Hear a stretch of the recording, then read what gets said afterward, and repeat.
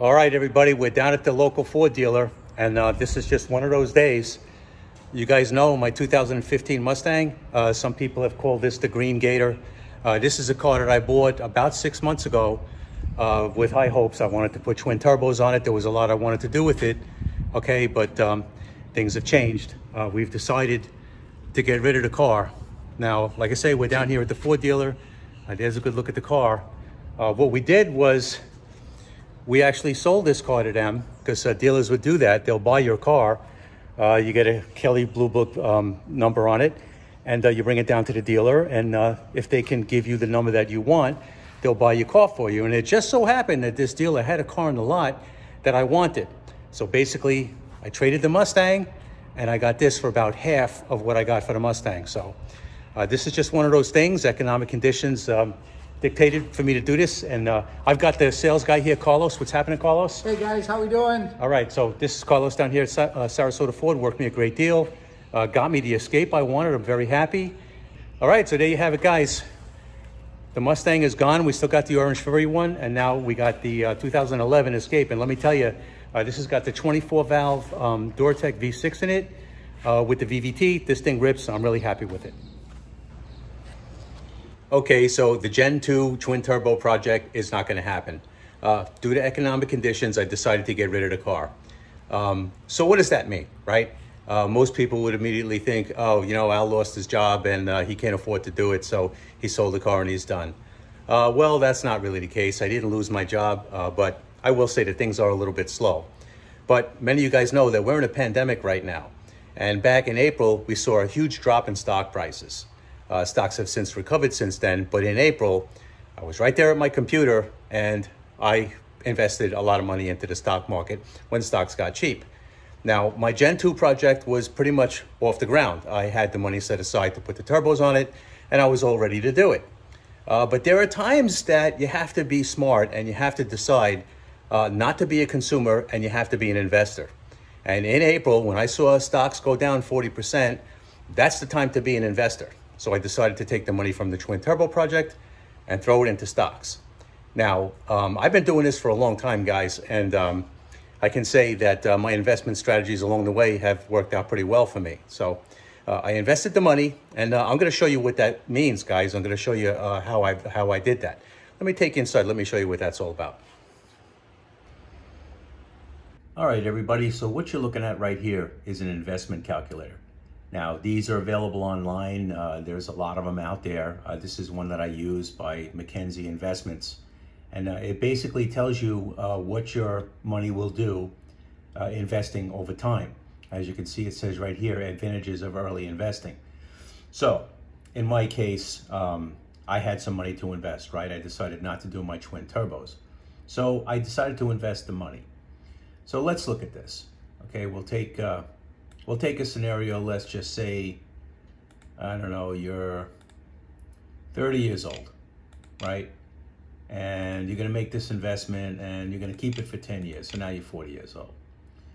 Like me, my Whipple Stage 1 kit cost about $10,000 plus the install to get it on the car. So my twin turbos might have cost me more than that, but just let's figure 10,000, right? So we're going to add to that. I don't have a payment on the car anymore, right? So I'm going to say, let me add $100 to that every month, okay? And from my experience, because I've been doing this a long time, you could easily get 10% in a good equity fund, mutual fund, or whatever. 10% is pretty easy to get. And I've been doing this a long time, and I've got that. So we're just going to add in 10%. Let's look at this. Let's look at what that really means, okay? Total investments, the initial $10,000 plus the $100 a month was a total of $22,000. But look at this, over that 10 years, it grew almost $24,000. So basically, the money doubled in 10 years. 45,924, almost $46,000. That's looking pretty good. But it actually gets better than that. I mean, if you look at this a little closer, let's just say you wanted to keep it another 10 years. Say you want to keep it till you're 50 years old. Okay, why not, right? Let's look at this. You invested $34,000. Now it grew 105 to 139.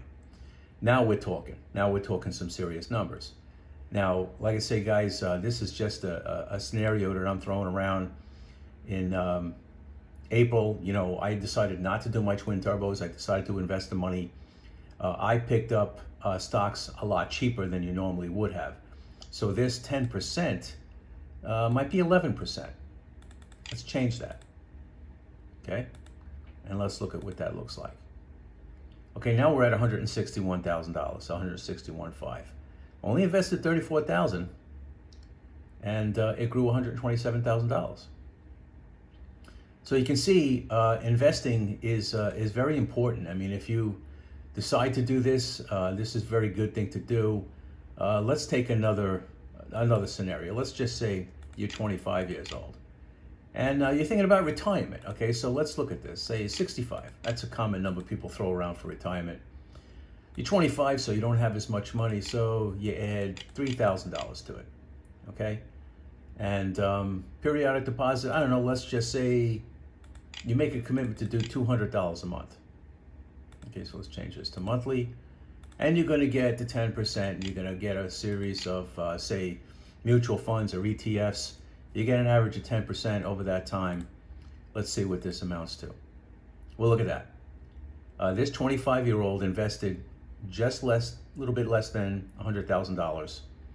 It grew to, all by itself, $1.1 million for a total of 1.245, almost, you know, 1.2 million, $1.2.5 million. Now, these are big numbers, guys, but this is basically what this is. Advantages of early investing. This is what it's all about. So in my case, I invested the money that I was going to do with my twin turbo kit. I sold the car. I no longer have the car payment. I have a car that I'm driving around in, doesn't have a payment on it. So I'm able to take my money and make it grow. Now I'm probably going to hold that for 10 years. So we're looking at you know, changing this to 40. All right, and I'll probably get that 11% because I got discounted prices in April. And look at that. I'm going to turn that $10,000, and with a measly little $100 deposit each month over that 10 years, I'm going to turn that into almost 50 grand. So this is why I made the decision to do that. And you know, there'll be other things for me to do down the road, but sometimes you have to be an investor and not be a consumer. Now also, you can make a comparison too. Look at this 25-year-old who started with $3,000 and did $2,000 a month. Okay, look at how far ahead he is of the 31-year-old at this point when he's 31. Double the money. And look at the growth. It's amazing. But this is what it's all about, guys. I've been doing it all my life. So like I say, I've been investing for a long time. And if you're in the market at the right time, or even if you're just dollar cost averaging in over a long period of time, you can make a lot of money. Now, so I decided to invest the money that I had set aside for the twin turbos and put it in the stock market. So, you know, there was a possibility that I would keep the car, even though I didn't want to, you know, put the twin turbos on it. But I had a note on that car, you know, and I didn't want to pay that note.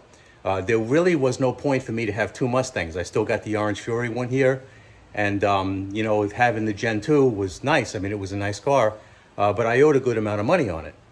So what I did was I traded it in, I brought it up to Ford, and they gave me a good number for it. Actually, they gave me close to what I paid for it. I paid off the note, and I had some equity in the car, and I was able to get something else. Look right there. That's my 2011 Ford Escape that I have now. If you guys remember, before I bought the Gen 2, I had an older version of this vehicle. This is a 2011. This is the second to last year of production for this model run. I have to tell you, I really like this car. Let me turn the camera around. Let me show it to you. All right, guys, check out this Ford Escape. This is the car that I got in exchange for my 2015 Mustang GT. I bought that Mustang back in September of 2019, and I actually got a pretty good price on it. So Kelly Blue Book valued the car pretty good. I brought it to the local Ford dealer, and they actually gave me a good number for it. So I did pretty good on that. And this car was on the lot, and I picked up this car for about $8,000. Now, this was a local trade-in, one-owner car that has only 61,000 miles on it. She's a 6-cylinder, okay, 3-liter 6, Duratec engine, and it's got a 6R80 transmission. And I love this thing. It's super clean. I'll show you inside.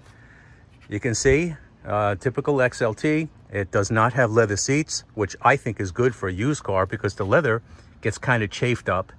And the cloth sometimes will hold up a little bit better. And you can see, this one's looking pretty clean.